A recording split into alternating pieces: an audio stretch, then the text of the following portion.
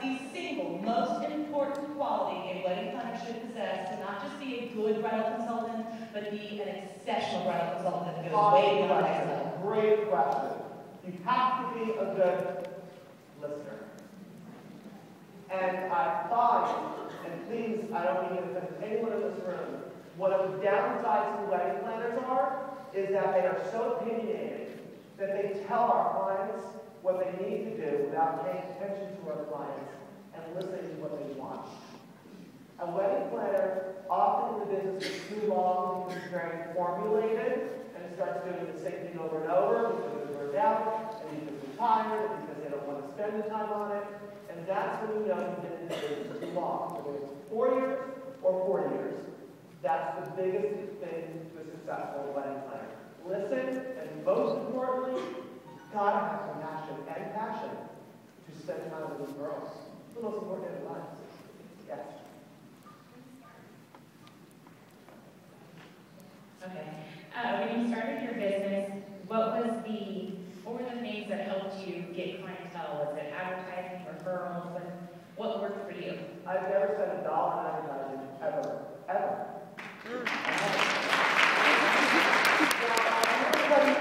I haven't for that reason is because I find, I can only speak for myself being where I am in geographically in the country, is that if someone's looking at an ad and you're advertising, they're probably looking to shop for a better price. And if that's the demo or the business that you're building, that's fine. I always sort of strive for dealing and trying to find the wealthiest of clients to build my business. And I've been through 2 recessions in my career, and it's changed over time. I mean, it's just a completely different game right now. I mean, I can teach myself how to do this. I've networked, I've gone out, I've spread the news, I've told people what I'm doing. You just have to have a very, it's a bit now, but you want to have a very boisterous opinion about what you're doing so people know you're front and center and out there. I also did it where I did it geographically. So I began my business in Westchester County, which is outside of New York City, and I became more well known in that area. I didn't even touch New York City until I felt comfortable enough being in the suburbs and being like the friends of the crowd in the suburbs. And I had a struggle. At 18 years old, people don't take you for real. And you have to fight yourself up and up and up. And then when I felt comfortable enough that I thought that I was okay in the county, then I set myself to go to New York City, which, by the way, I still think it's trying to work hard in New York City. And then when you figure out New York City's working for you, then you pick pockets. I picked, like, I went to D.C., then I went to Atlanta, then I went to L.A., and I didn't realize this was an accident. I didn't realize that by me jumping around the country was building this brand that was going to happen 15 years later, that when I came out and said I want to do X, Y, and Z, people knew my name around the country, not just in New York City. So you need to just sort of figure out that plan. Yes?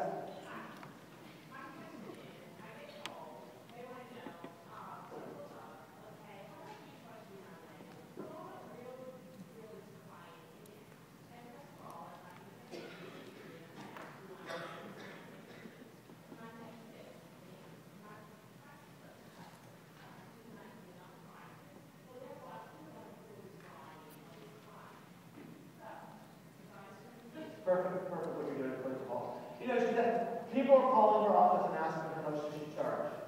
I don't answer questions like that. You need to a potential client on the phone. I give them information that's generic, but enough about my company, or the girls do this on the phone.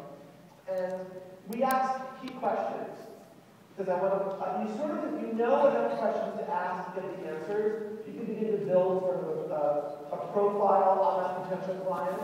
But our job is to get them in. We want them to fall in love with the brand in the office, and see that we are an operation that can work and do something spectacular. Your job is for you, a wedding planner and a client have to be best friends. And they have to really trust you. And that's not going to come off over the phone. So you're doing a good job. Like you said, you're going to reel it into your office and teach them, educate them why you are the best at what you do for them. Maybe you're not. Sometimes clients come to my office, I know I'm the wrong planner for that. If you want a traditional, classic, high society wedding in New York City, odds are I'm not going to do the job. And odds are I don't want to do that client's job. There's somebody else out there that's more suited for that client. What is what? My criteria of client? We don't really have a criteria for a client. I mean, we all wish that we could do that, but I think that's not fair to the client. We have criteria for the client that gets matched up with our event coordinator. I have different girls working for me. All of them are so completely different, personality-wise, for a reason. And can I share with you how you get hired for my company? Because I think it's actually interesting. You can go through such a long process to work for David Kutera.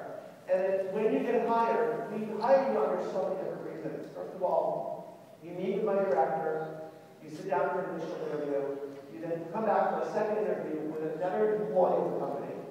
Then you come back, this is the truth, you come back for a third interview, back with the director, who then gives you 2 projects. Your 2 projects are coming up with a corporate and a social event. And we don't give you any parameters. When you come with a piece of paper that describes it, I had one girl walk in, she's hired, she's been coming for several years now. She walked in, she left the office with the information. She measured the elevator doors. When she left, I didn't know this. She came back, wheeled in on the 11th floor on 7th Avenue. She wheeled in, this is Jackie. She wheeled in a display with a wall. One side was corporate, she spun it around, and there was a wedding on the other side. Fully blown out, with a board and then a written description of the budget. Of course she got hired. Because she showed me that she really wanted the job, she showed me that she was creative, and she showed me that she knew what she was doing on the planning side as well. Then she got hired. Her last interview is with me. So it takes a 3-month process to go through all that, and to the end, when they're hired, they're not hired full time. They're hired under a 3-month trial process, and then they're reviewed after 3 months, and then they're finally accepted. That really shows that you really want to work with them. Hi, David. It's Erin Calmontes from Pittsburgh. Stand there for a minute.